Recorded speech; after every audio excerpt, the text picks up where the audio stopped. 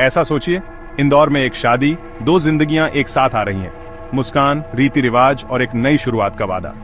लेकिन कुछ ही दिनों बाद मेघालय की धुंध भरी पहाड़ियों में वह वादा एक भयानक रात में बदल गया। यह है इंदौर हनीमून मर्डर की सच्ची कहानी, जहां प्यार, साजिश और कत्ल टकरा गए। राजा रघुवंशी एक आम आदमी था, एक ट्रांसपोर्टर जो इंदौर के शोर शराबे में अपना काम कर रहा था। 11 मई 2025 को उसने सोनम से शादी की, एक ऐसी औरत जो ऊपर से उसके साथ एक नया अध्याय शुरू करती हुई दिख रही थी। किसी भी नए शादीशुदा जोड़े की तरह वे अपने हनीमून के लिए निकले, असम और मेघालय की यात्रा पर। बस बात यह है कि यह यात्रा एक जाल था। सीधे 22 मई पर आते हैं। रात वीसाडोंग फॉल्स के पास होती है, दूर दराज, जंगली और जानलेवा शांति वाला। सोनम राजा को एक ट्रैक के बहाने वहां ले जाती है, लेकिन अंधेरे में राज कुशवाहा, सोनम का कथित प्रेमी और 3 और लोग इंतजार कर रहे थे। अचानक राजा पर हमला होता है, पहले चाकू, फिर बंदूक की गोलियां। कुछ ही सेकंड में सब खत्म हो जाता है। उसके शरीर को 250 फुट गहरी खाई में फेंक दिया जाता है। क्या यह एक परफेक्ट क्राइम था? नहीं, बिल्कुल नहीं। पुलिस जांच में जुट जाती है और क्या सामने आता है?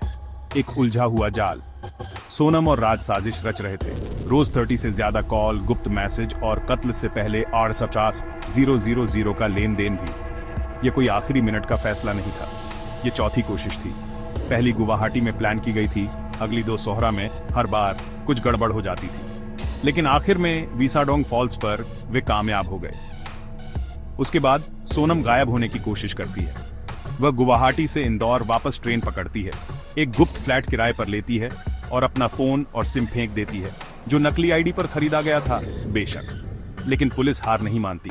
जब वे फ्लैट पर छापा मारते हैं तो उन्हें राजा की शादी की अंगूठी और मंगलसूत्र मिलता है, छोटे छोटे सबूत जो केस को पूरी तरह खोल देते हैं। 8 जून को सोनम की किस्मत जवाब दे जाती है। उसे उत्तर प्रदेश में गिरफ्तार कर लिया जाता है और जब उसे इंदौर वापस लाया जाता है तो जनता का गुस्सा फूट पड़ता है। उसे एयरपोर्ट पर थप्पड़ भी मारे जाते हैं। तो अब स्थिति यह है, 5 लोग पुलिस हिरासत में हैं, सोनम, राज और 3 साथी।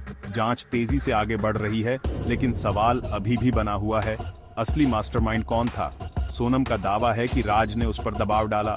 राज कहता है कि सोनम ने उसे बरगलाया। और कुछ जांचकर्ताओं को तो यह भी लगता है कि कोई तीसरा व्यक्ति भी हो सकता है, कोई जो पर्दे के पीछे छिपा हुआ है, डोरियां खींच रहा है। फिलहाल परिवार दुख में है और शहर सदमे में है। राजा का परिवार सिर्फ एक बेटे का ही नहीं, बल्कि उस धोखे का भी मातम मना रहा है जिसने उसकी जान ले ली। आरोपी न्याय का इंतजार कर रहे हैं। और मुझे आपसे पूछना है, आप क्या सोचते हैं? क्या सोनम ही असली अपराधी थी या इस उलझी हुई कहानी में और भी कुछ है? क्या यह मामला सीबीआई को जाना चाहिए? अपने विचार कमेंट्स में बताएं। सीबीआई जांच होनी चाहिए या पर्दे के पीछे कुछ और है? लाइक, शेयर और सब्सक्राइब करना ना भूलें। मैं जल्द ही एक और कहानी के साथ वापस आऊंगा, क्योंकि कभी-कभी प्यार और खतरे के बीच की रेखा बहुत पतली होती है।